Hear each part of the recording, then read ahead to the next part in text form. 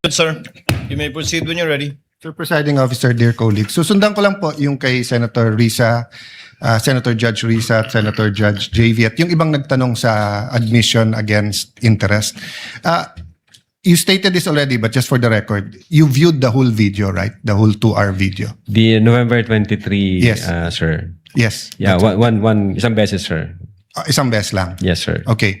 And how many times there has the Vice President made admissions against her interest?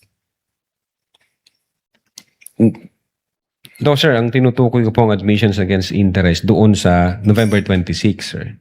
No, sabi mo yung November 23 din na ayaw ng defense gamitin contracted, so yung kinausap is also an admission against her interest, di ba? Di, sir. Ang sinasabi ko po ang admissions against interest, yung November 26 video po, sir. Na sinasabi niyang totoo yun at hindi niya Yes, sinasabi. sir. Okay. Opo. So, doon sa November 23, may nakita ka doon na admissions against interest? Insofar as I'm concerned, na nireiterate niya. Hindi, not reiterate. Siguro, para malinaw, in your mind, or as a lawyer or as an NBI agent, what is an admission against interest? Yun nga po, yung ini-explain ko po kanina. Ito po yung isang bagay na ginawa ng isang tao na... Hindi ginawa, sinabi. Sinabi Kasi ng, it's admission eh. Apo, sinabi ng isang tao na ikakasira niya, but then instead of denying na sinabi niya yon, inadmit pa niya ito, nireiterate Okay, niya. very clear yon.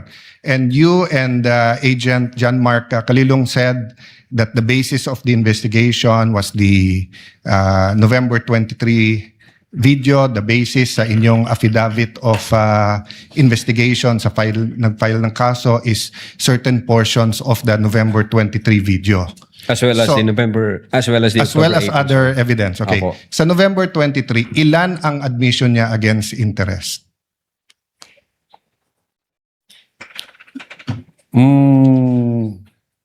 Ang sinasabi ko pong admission against interest This yung is a new November question. 26. This is a new question. If you evaluated well the November 23 video, is there any circumstance in that video that you believe that the Vice President made admissions against her interest? Plain ho yung utterance niya doon, Your Honor. Yung nakita lang ho namin, yung utterances niya.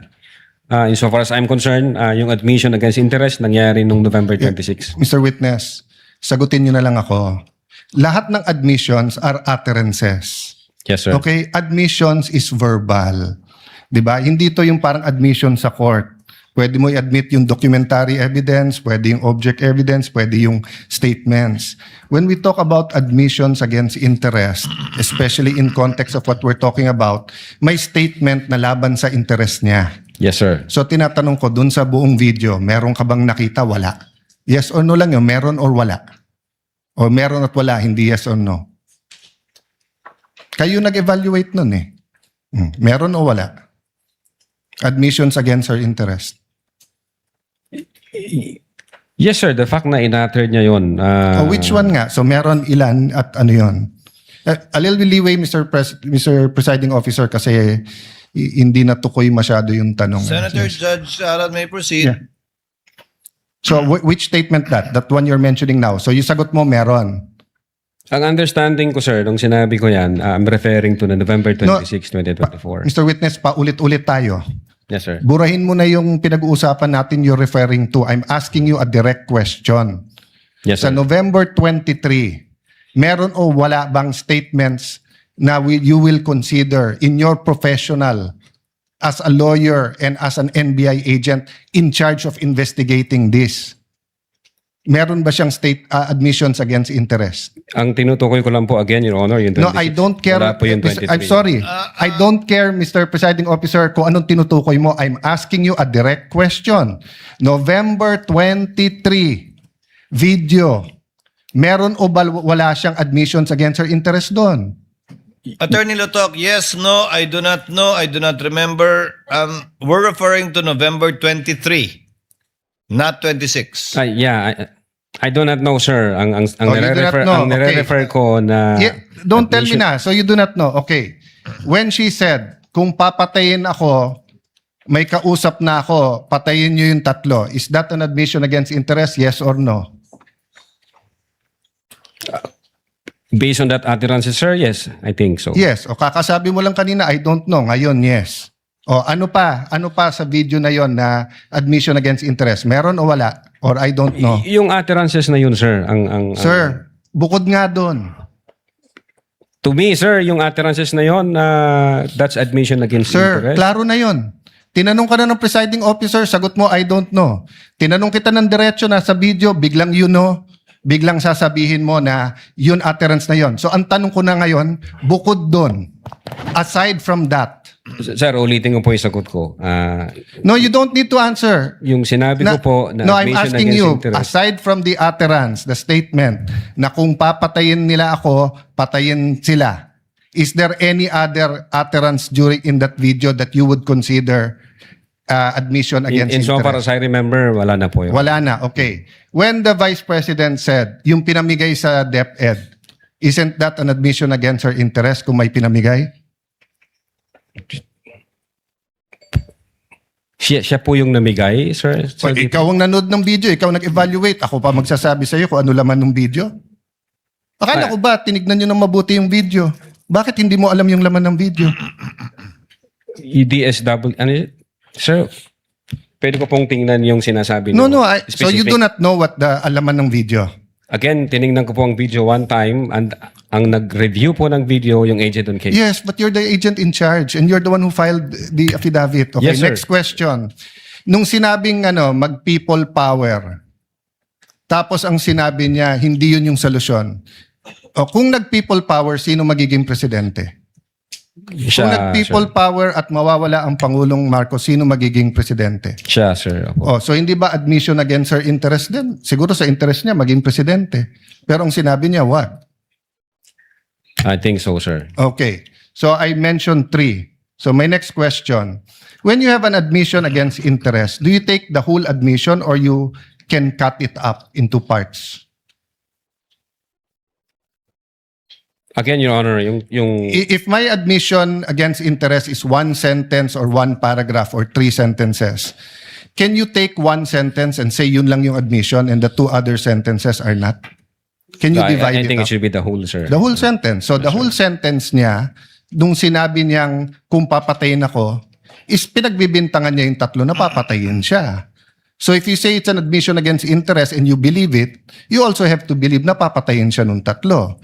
The same thing, if you're going to say na namudmud siya sa DepEd, ang sinabi niya galing sa First Lady yung pera. So you're also going to have to believe that. So if you're going to believe her na yung ibang sinabi is seditious, ngayon sinabi nga niya hindi solusyon ng people power. So as the evaluator, bakit hindi consistent yung evaluation niyo nung video? No, I think yung in so far as people power is concerned, I think sinabi niya yata na, yes ma'am, natutuwa ako dun sa ginagawa niyo. Hindi. Your Honor. Pwede ko pong ulitin. Your Honor. Let the record speak for itself. It's on Yes, Your page 26. Same paragraph nung sinabi niyang papatayin, no? But having said that, last question, no? Bakit sa cybercrime ni-refer? Ba't hindi sa anti-terrorism or sinabi mo meron intel group? Bakit sa cybercrime? Your Honor, my cyber aspect po kasi yung violation. Okay. What are the aspects of the alleged threat? One is the cybercrime grave threat. The other one is a possible assassination threat, right? No, Your Honor, yung sinasabi kong my cyber aspect, the utterances was made through Through cyber. And by- the utterance, in accordance with you, constitute grave threat. Yes, sir. But if she meant it, and if it is true, and if it is accurate, it's also an assassination plot, isn't it? Kung totoo yung utterance niya, napapapatay kita, may kausap na ako, hindi ba assassination plot yon? Maybe, sir, yes. No, hindi maybe. NBI kayo nag-aano eh. May nagsabi sa presidente, papatayin kita. How much plain can that be as an assassination plot? That's why, sir, may validation process. That's sir. why may validation. Kaya yung tanong ko, ano ba mas mabigat, yung assassination plot o yung cyber aspect? No, Your Honor. Under No, the- diretso yung tanong. Hindi no. Anong mas mabigat? It's a direct question. If you were NBI director now or whatever, you were PNP chief, dalawang iniimbestigahan mo, yung cyber aspect na pwedeng cyber libel, pwedeng grave threat, at yung assassination plot, ano mas mabigat sa dalawa? Ano yung prioritize mo?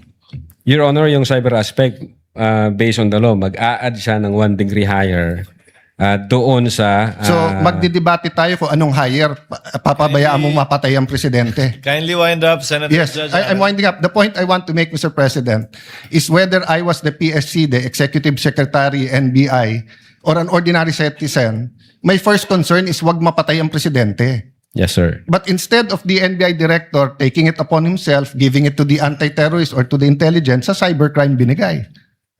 Your Honor, again, uulitin ko, yung utterances was made through information and So, communication technology. Kaya may I hope if jurisdiction any on one of my cybercrime colleagues here division. become president, magbago yung attitude ng NBI. Mas importante pala cyber kaso sa buhay ng presidente.